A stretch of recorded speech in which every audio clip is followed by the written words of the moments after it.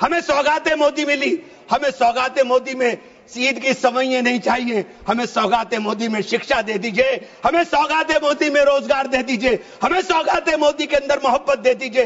ये जो गोलियां छातियों पर लगती है ये मारना बंद करा दीजिए। हमें सौगातें मोदी में ये कानून देने का काम कर लीजिए। काशी विश्वनाथ ट्रस्ट है उत्तर प्रदेश के अंदर, उसका अध्यक्ष पदेन अध्यक्ष जिलाधिकारी होता है, लेकिन उसमें एक क्लॉज लिखा हुआ है कि अगर किसी समय कोई जिलाधिकारी मुसलमान होगा तो उससे नीचे का या उससे ऊपर का अधिकारी उसका पदेन चेयरमैन होगा। कि 90% लोग ये नहीं बता पाएंगे मुसलमान के अलावा कि पाकी और नापाकी क्या होती है। इमरान मसूद जी। धन्यवाद अध्यक्ष जी।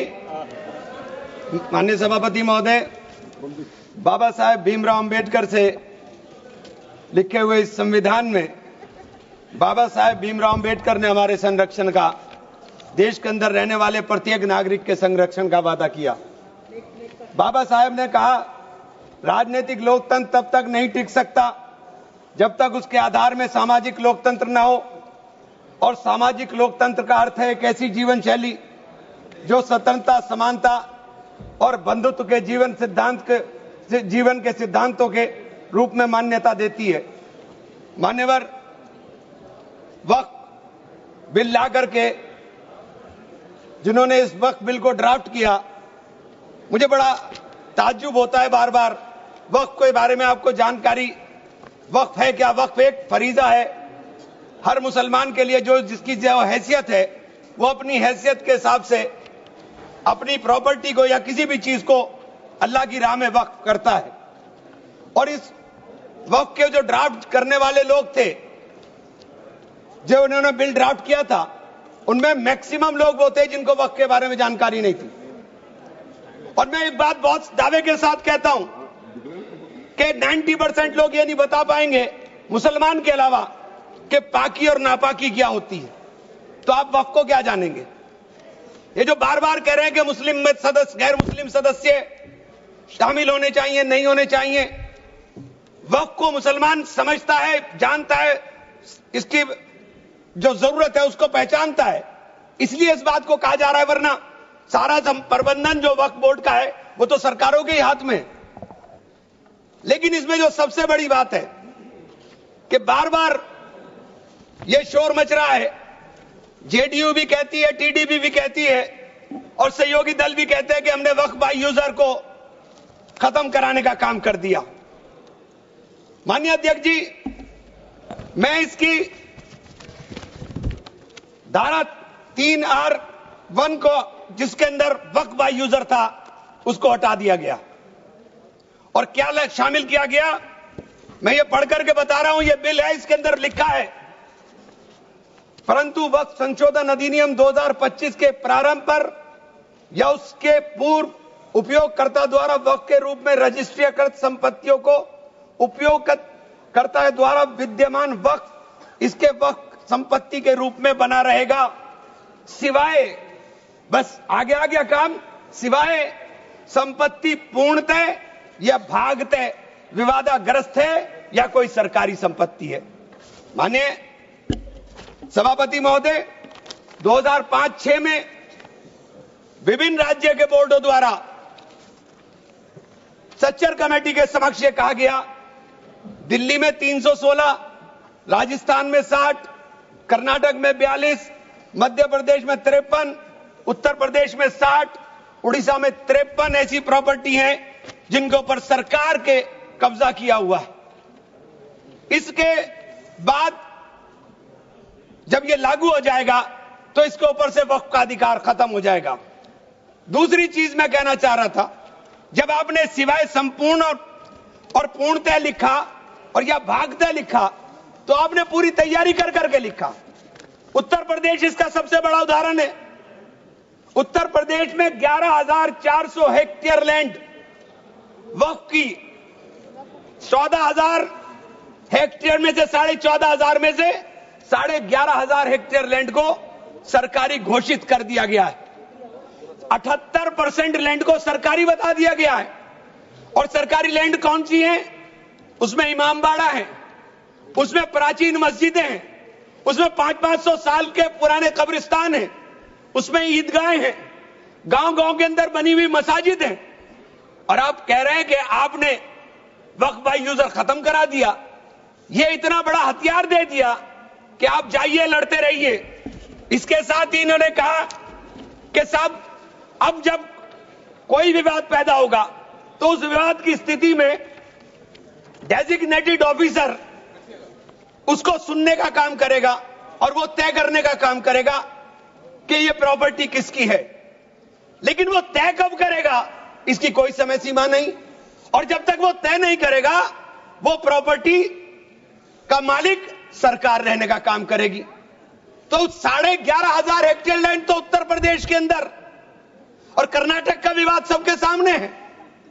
बड़ा शोर मचा था कर्नाटक में, मैं गया कर्नाटक के अंदर क्या मान्यवर 1,12,000 एकड़ लैंड वक्फ बोर्ड की थी, जिसके अंदर से 71,000 एकड़ लैंड का अलॉटमेंट सरकार ने कर दिया, और 19,000 और 20,000 के बीच में वहां के जो दरगाहों के या मुतवल्ली थे उन्होंने अपने परिवारों में बांट लिया। तो ये जो हंगामा बचा, 1999 में एक आदेश आ गया वक्फ ऑलवेज वक्फ, तो ये पुराना आदेश नल एंड वाइड हो गया। सरकारें भाजपा की भी रही, कांग्रेस की भी रही, दोनों सरकारों ने नोटिस इश्यू किए। मैं उन नोटिस की कॉपी भी लेकर आया था। दोनों सरकारों ने नोटिस इश्यू किए, लेकिन जेपीसी ने हंगामा उतरा तो सब हमारे चेयरमैन साहब भी हवाई जहाज लेकर के गए, लेकिन खोदा पहाड़ निकली चुईया, वहां कुछ मिला ही नहीं, वहां कुछ नहीं मिला। इसी तरह से कहना चाहता हूं कि ये जो विवाद वाली स्थिति में आपने डेजिग्नेटेड ऑफिसर का प्रावधान किया, लेकिन उसके सामने ये नहीं लिखा कि ये कब तक तय करेगा। और आप बार बार कहते हैं कि साहब ये जो इसका संरचना होगी, इसकी 22 मेंबर वक्फ काउंसिल में होंगे, उसके अंदर 22 मेंबर में 10 मेंबर मुसलमान होंगे, सही है, 2 महिलाएं होंगी, सही है, लेकिन 12 मेंबर उसके अंदर नॉन मुस्लिम हो जाएंगे। वक्फ बोर्ड के अंदर पूरा का पूरा बहुमत गैर मुस्लिम भाइयों का हो जाएगा। मुझे इससे मतलब नहीं, क्योंकि मैंने अभी कहा कि भाई आप दूसरे जो ट्रस्ट हैं या जो दूसरे धर्म के ट्रस्ट हैं उनके अंदर क्या आप दूसरे धर्म के लोगों को शामिल करने की अनुमति देंगे? नहीं है।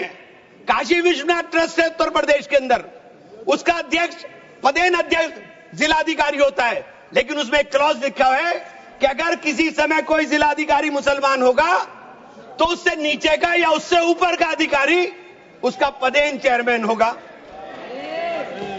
आप मुसलमान के ऊपर यह शर्त लागू करते हैं, आप मुसलमान के ऊपर यह शर्त लागू करते हैं कि इसके ऊपर लिमिटेशन एक्ट, विधेयक के खंड 40A की धारा 107 जो वक्फ संपत्तियों की समय सीमा को अधीन करता था, लिमिटेशन एक्ट लागू करता था, आपने हटा करके 108 और इससे 41 में 108 और 108 एक को हटा दिया।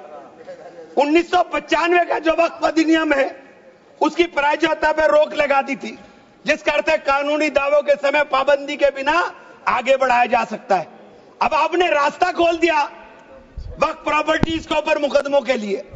जो वक्फ प्रॉपर्टी पर कब्जा बैठ करे हुए लोग हैं, अब वो कब्जा धारक जाकर के एडवर्स पोजेशन का दावा कर सकता है और मालिकाना हक हासिल करने की बात कर सकता है।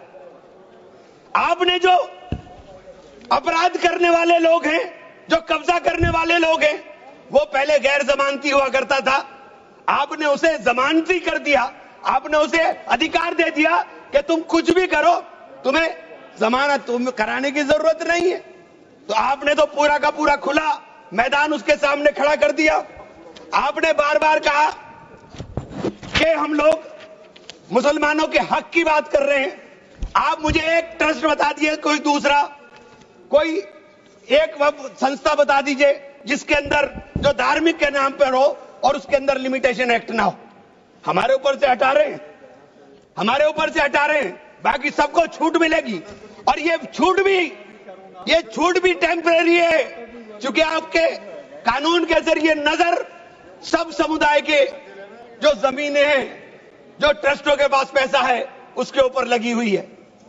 हमारी जमीन, ये बार बार वामसी पोर्टल का जिक्र हो रहा था। वामसी पोर्टल में प्रॉपर्टी 4,90,000 से एकदम मंत्री जी ने, माननीय मंत्री जी ने कहा 7 लाख कुछ चली गई। तो ये प्रॉपर्टी कोई वक्त नहीं की गई किसी ने। ये जो वामसी पोर्टल के ऊपर दर्ज हुई संपत्ति, कब्रिस्तान के अंदर वसूगा, एक प्रॉपर्टी वसूगा, एक प्रॉपर्टी मस्जिद, एक प्रॉपर्टी में कब्र, एक ही प्रॉपर्टी की 3-3, 4-4 बना दी। और आपने बता दिया कि वामसी पोर्टल ने, और 10 साल माने मंत्री जी, 10 साल का बहुत समय होता है। जो काम आप 10 साल में पूरी संपत्तियों का रजिस्ट्रेशन नहीं कर सके, मान्यवर प्लीज, सब प्लीज, आप मान्य नहीं, वामसी पोर्टल पर आपने बार बार 10 साल में काम नहीं कर सके। आप कह रहे हैं कि 6 महीने के अंदर सारी संपत्तियों का रजिस्ट्रेशन करा लेना, और सारी संपत्तियों का अगर रजिस्ट्रेशन नहीं होगा तो वो संपत्तियां वक्फ की नहीं बचेंगी। रजिस्ट्रेशन कौन करेगा? रजिस्ट्रेशन आपके अधिकारी करेंगे। जब 10 साल में नहीं कर सके तो 6 महीने में कैसे करेंगे? और ये पूरी तरीके से संविधान विरोधी कानून है। अनुच्छेद 14, अनुच्छेद 16, अनुच्छेद 26 और अनुच्छेद 25 का सीधे सीधे ओवरलैपिंग करने का काम करता है। आपसे अनुरोध है कि माननीय 2 मिनट का समय और दे दें। ये बार बार कहते हैं कि प्रैक्टिसिंग मुस्लिम। आप एक बात बता दीजिए, आप प्रैक्टिसिंग मुस्लिम की बात कर रहे हैं, आप किस तरह तय करेंगे कौन प्रैक्टिसिंग मुस्लिम है? ये कौन बताएगा कि आपकी क्या परिभाषा है प्रैक्टिसिंग मुस्लिम की? सारे मुसलमान 5 वक्त नमाज नहीं पढ़ते, सारे मुसलमान रोजा भी नहीं रखते, और उसका पैमाना क्या होगा कि वो मुसलमान है कि नहीं है? तो ये आपने रास्ते इस तरह खोल करके ये सीधे सीधे जो संविधान के अंदर हमारी धारा 14 में अधिकार है, उसके ऊपर आपने अतिक्रमण करने का काम कर दिया। मैं आप लोग एक माननीय चेन्नप्पा रेड्डी के एक कथन को जरूर कहना चाहूंगा। हमारी परंपरा में सहिष्णुता सिखाती है, हमारा संविधान, ये संविधान हमें सहिष्णुता का अभ्यास कराता है। हमें इसे कमजोर नहीं करना चाहिए, यही संरक्षण दे रहा है हमें। ये बाबा साहब के सपनों का संविधान है कि उन्होंने देश के अंदर रहने वाले प्रत्येक नागरिक को, जो गरीब से गरीब नागरिक है, उसको वो अधिकार दिया जो सामने बैठे हुए हमारे प्रधानमंत्री को होगा, वो ये अधिकार बाहर सड़क पर बैठे हुए एक मजदूर को होने का काम होगा। ये बाबा साहब का संविधान है। मान्यवर, इसे कमजोर करने का काम मैं आप हाथ जोड़कर विनती करता हूं। अभी हमें सौगाते मोदी मिली, 1 सेकंड, हमें सौगाते मोदी मिली। हमें सौगाते मोदी में ईद की सवैयां नहीं चाहिए, हमें सौगाते मोदी में शिक्षा दे दीजिए, हमें सौगाते मोदी में रोजगार दे दीजिए, हमें सौगाते मोदी के अंदर मोहब्बत दे दीजिए। ये जो गोलियां छातियों पर लगती है, ये मारना बंद करा दीजिए। हमें सौगाते मोदी में ये कानून देने का काम कर लीजिए। बहुत बहुत धन्यवाद मान्यवर।